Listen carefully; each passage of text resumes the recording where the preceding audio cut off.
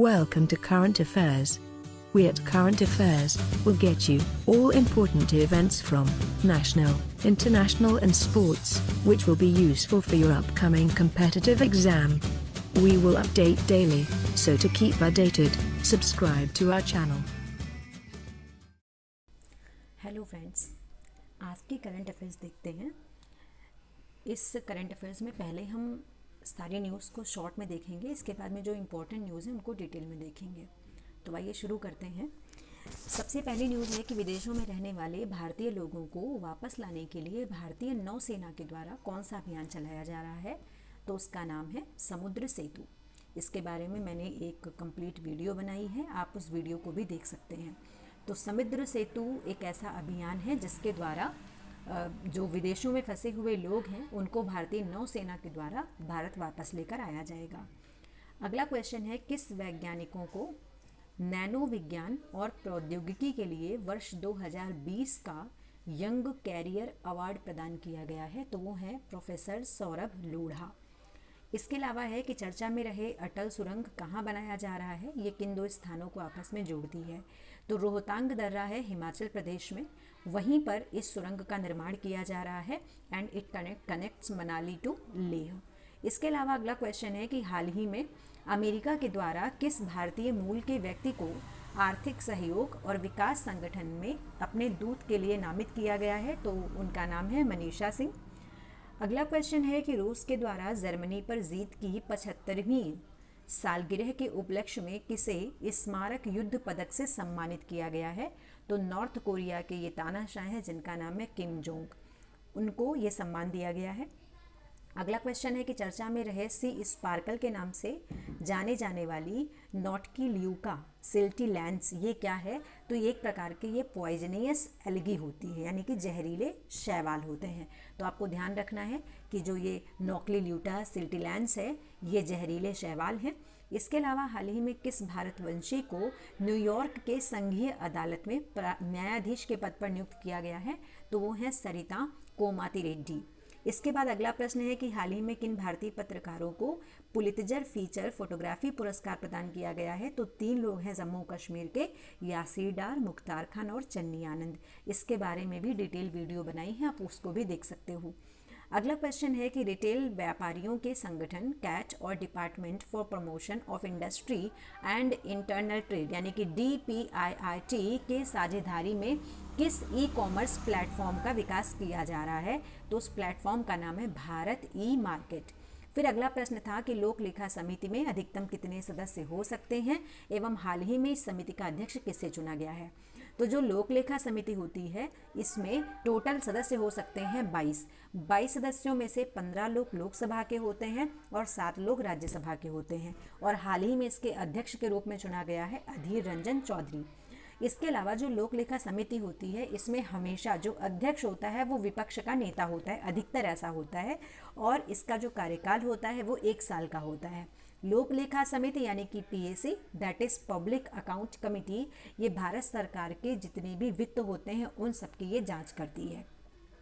फिर अगला प्रश्न था, यूनाइटेड अगेंस्ट कोविड-19 से चर्चा में रहे गुट निरपेक्ष आंदोलन का प्रथम शिखर सम्मेलन कहाँ आयोजित किया गया और इस आंदोलन के जनक कौन थे, तो इसका जो गठन हुआ था वो 1961 बेलग्रेड में हुआ था, और इसमें जो लोग शामिल थे वो हमारे देश के प्रधानमंत्री जवाहरलाल नेहरू थे, अब्दुल नासिर थे, सुकर्णो और मार्शल टिटो थे।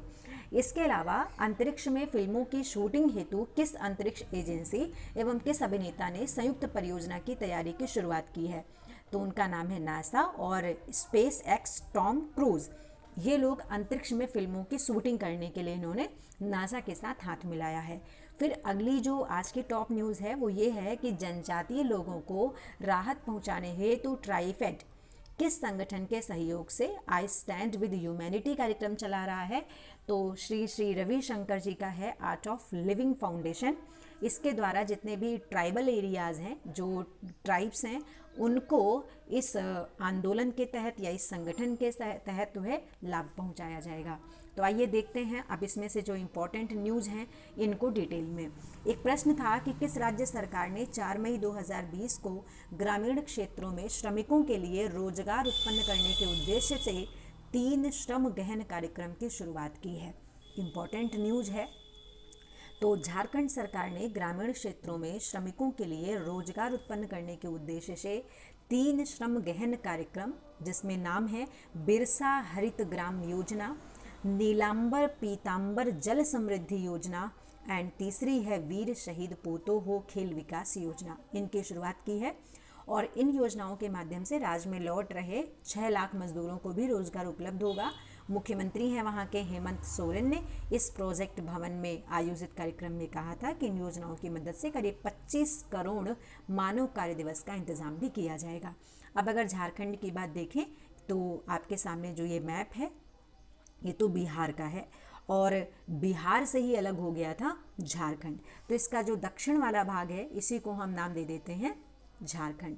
झारखंड का जो गठन हुआ था वो हुआ था 15 नवंबर 2000 को और ये देश का 28वां राज्य था। राजधानी इसकी है रांची। तो आप अगर बिहार का मैप समझ लेते हो तो झारखंड भी आपको समझ में आ जाएगा। आप देख सकते हैं बिहार की ये प्रमुख नदियां हैं, जिसमें आप देखिए ये एक प्रमुख नदी थी गंडक और इधर से एक नदी आ गई गंगा। तो गंडक गंगा में मिल जाती है। इसके अलावा ये सोन नदी है जो बिहार के पटना में गंगा से मिलती है। इसके अलावा ये जो आप देख रहे हैं कई सारी धाराओं में आती हुई नदी, इसको हम लोग नाम देते हैं कोसी, जिसे बिहार का शोक कहा जाता है। और ये आगे बढ़ते हुए चली जाती है, बिहार से मिल जाती है, बिहार में गंगा से मिल जाती है। तो इस तरीके से जो इधर वाला पार्ट है उसी को हम नाम दे देते हैं झारखंड।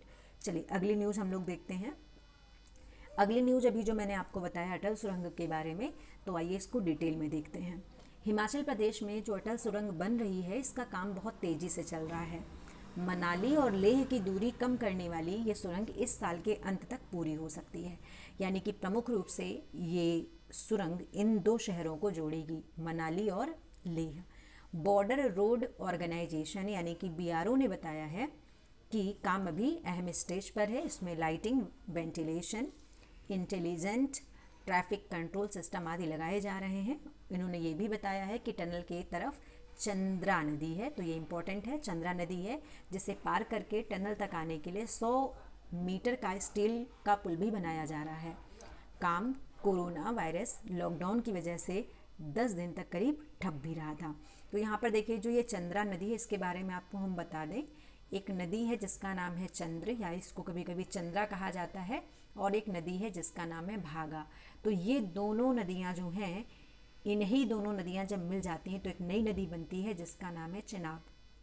तो चंद्र और भागा यही दोनों नदियाँ मिल करके बनती हैं चिनाब नदी। और इधर जो इनकी ओरिजिन होती है वो एक दर्रा हिमाचल प्रदेश में है जिसका नाम है बाड़ा लाचा लादर्रा। तो बाड़ा लाचा लादर्रा से होते हुए ये 2 नदियाँ निकलती हैं चंद्र और भागा, और आगे चलकर एक जगह पड़ती है, वहीं पर त्रिमु वाली जगह है, और यहीं पर आगे ये मिलते हुए आगे चली जाती हैं और ये बन जाती हैं चंद्रभागा नदियाँ मिलकर के बनाती हैं चिनाब नदी। आगे देखते हैं।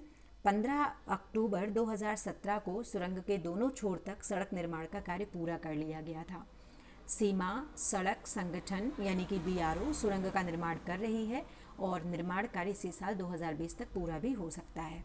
सुरंग पूरी होने पर सभी मौसम में लाहौल और स्पीति घाटी के सुदूर के क्षेत्रों में संपर्क आसान हो जाएगा। इससे मनाली और लेह की दूरी लगभग 46 किलोमीटर कम हो जाएगी। देखते हैं ज़रा इसका इतिहास कि इसकी हिस्ट्री क्या है। तो रोहतांग दर्रे के नीचे बनाए जाने वाला यह ऐतिहासिक फैसला 3 जून 2000 को ले लिया गया था, जब देश के प्रधानमंत्री अटल बिहारी वाजपेयी थे। सुरंग के दक्षिणी हिस्से को जोड़ने वाली सड़क की आधारशिला करीब 26 मई 2002 को रखी गई थी। कुल 8.8 किलोमीटर लंबी ये सुरंग 3000 मीटर की ऊंचाई पर बनाई गई है और ये दुनिया की सबसे लंबी सुरंग है। तो ये पॉइंट भी आपको ध्यान रखना है। हिमाचल प्रदेश में बन रही सुरंग को पिछले वर्ष अटल सुरंग का नाम दे दिया गया था। प्रधानमंत्री मोदी जी ने सुरंग का नाम बदल के इसका नाम कर दिया था अटल सुरंग। 25 दिसंबर को पूर्व प्रधानमंत्री अटल बिहारी वाजपेयी यानी कि 2019 में प्रधानमंत्री अटल बिहारी वाजपेयी जी की 95th नंबर की जयंती थी और उसी के अवसर पर इन्होंने इसका नाम बदल के कर दिया था अटल सुरंग। मनाली को लेह से जोड़ने वाली ये रोहतांग सुरंग अब अटल सुरंग के नाम से जानी जाएगी।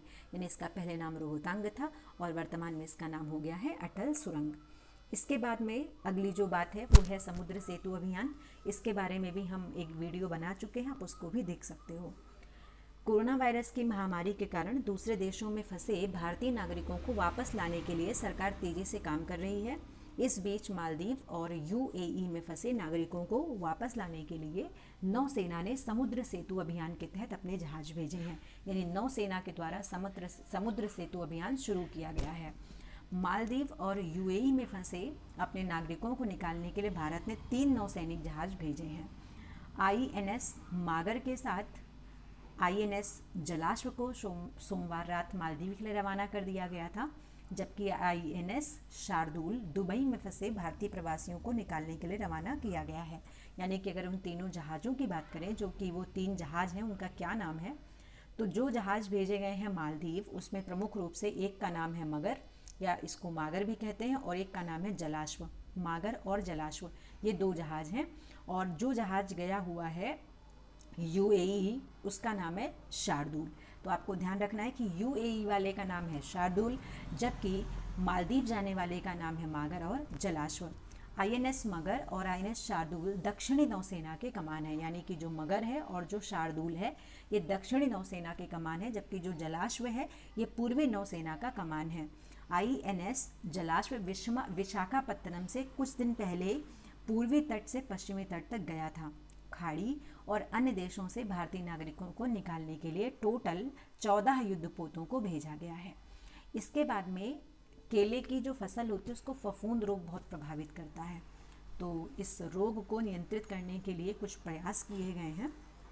तो लखनऊ स्थित आईसीएआर संस्थान के कृषि वैज्ञानिक हैं, जिन्होंने केले की फसल में म्लानी रोग पैदा करने वाली फफूंद को नियंत्रित करने के लिए कोविड-19 के जोखिमों के बीच भी ये जुटे हुए हैं। और इस बीमारी में केले की फसल मुरझाने लगती है और फलियां सूख जाती हैं। यानी कि जो ये फसल है केले वाली, इस केले में जो म्लानी रोग पैदा करने वाली जो फफूंद है, जिसके कारण केले की फसल मुरझा जाती है और इसकी फलियां सूखने लगती हैं। विशेष रूप से उत्तर प्रदेश और बिहार में केले की फसल की रोपाई होती है।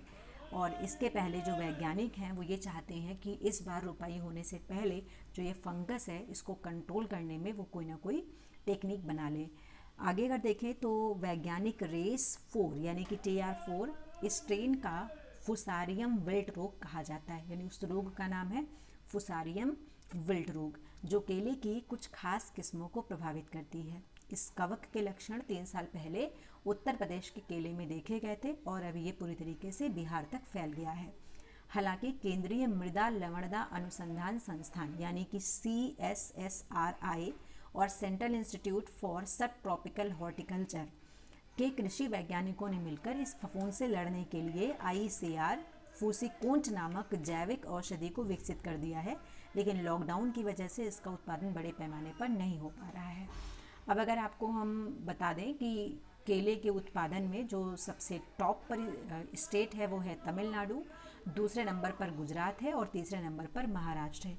इन तीनों जगहों पर सबसे ज़्यादा केले का उत्पादन होता है। तो आपको ध्यान रखना है कि टॉप पे है तमिलनाडु, सेकंड नंबर पर है गुजरात और थर्ड नंबर पर है महाराष्ट्र। इसके अलावा अगर हम पूरी दुनिया की बात करें तो पूरी दुनिया में सबसे ज़्यादा केले का उत्पादन भी भारत में होता है। इसके बाद में हमारे देश के वैज्ञानिकों ने एक न्यूज़ दी है। बाकी दुनिया के भी कुछ वैज्ञानिक हैं जो इस बात को लेकर के थोड़ा सा श्योर हैं कि जो हेपेटाइटिस C का ड्रग है वो कोरोना महामारी से लड़ने में मदद कर सकता है। तो ये क्या पूरी न्यूज़ है इसको समझते हैं। सुपर कंप्यूटर सिमुलेशन से किए गए विस्तृत गणनाओं पर आधारित एक अध्ययन के अनुसार वायरल संक्रमण हेपेटाइटिस C के उपचार के लिए स्वीकृत कई दवाइयों को कोरोना वायरस के लिए संभावित दवाइयों के रूप में पहचाना गया है। जर्मनी में जोहान्स गुटेनबर्ग यूनिवर्सिटी मीन्स के शोधकर्ताओं ने खुले डेटाबेस में सूचीबद्ध लगभग 42,000 विभिन्न पदार्थों का अनुकरण किया है जो कोरोना वायरस महामारी पैदा करने वाले वायरस सार्स, जिसका नाम है SARS-CoV-2 को कुछ प्रोटीन को बांधते हैं। इसी तरीके से मानव शरीर में भी वायरस के प्रवेश को रोकने में मदद मिल सकती है।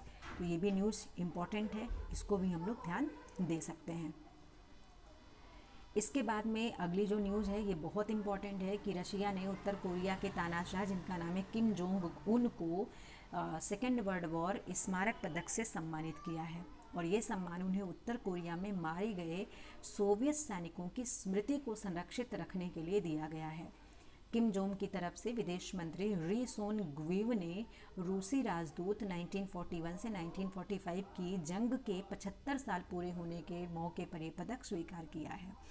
अब अगर आपको इसके बारे में थोड़ी सी और डिटेल दे दें तो पिछले साल सेकेंड वर्ल्ड वॉर में जीत के 75 साल पूरे हो गए थे और इस मौके पर किम जोंग को मॉस्को में होने वाली परेड के लिए आमंत्रित किया गया था।